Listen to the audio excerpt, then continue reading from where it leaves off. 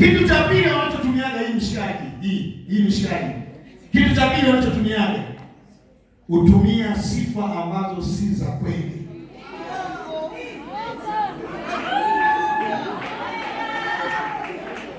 Yaani anamwambia wewe maikini.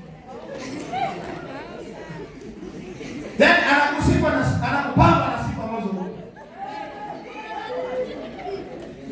wewe ni mweusi kama njoo. Mtoto unaweza shule white wewe. Wewe ni mweusi.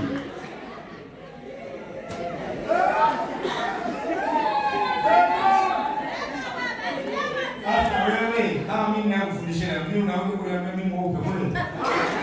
Sasa tu kweli jamani. Sasa unakuta na mimi nilipata katokea binti huko na mapepo yake, anakuja kunitafuta mchungaji. Mchungaji wewe, toka ushindwe na ulegee. Tena na uteketee kwa jina la Yesu Kristo. Mimi mwenyewe nikichukua kioo asubuhi na kupiga mswaki tunajiona pale. Kama ni super black.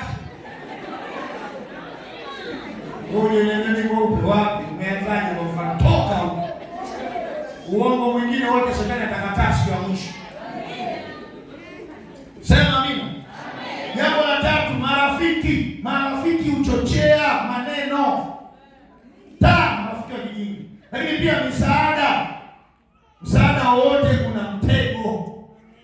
Usifikiri anakusaidia mwanaume anatoa tu msaada wa bure, hana mtego wa shetani.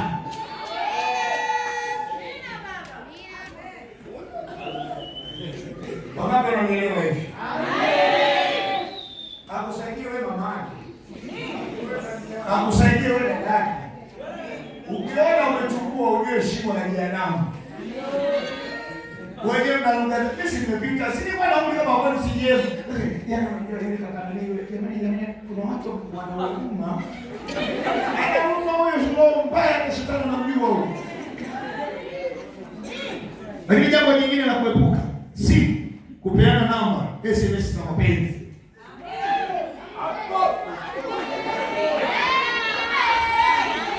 Wana mtazamo vipi? Mwambie jirani yako vipi? Aishia hapo mchungaji. Anasemaje? Anasemaje? Lakini jambo jingine, lift za magari au pikipiki.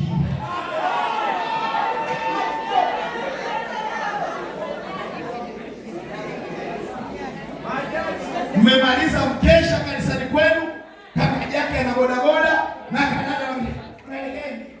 Unaona lift mpaka kama kapo. Kama mshika. Pepo hilo. Unanisikia pepo hilo? Amina. Amina.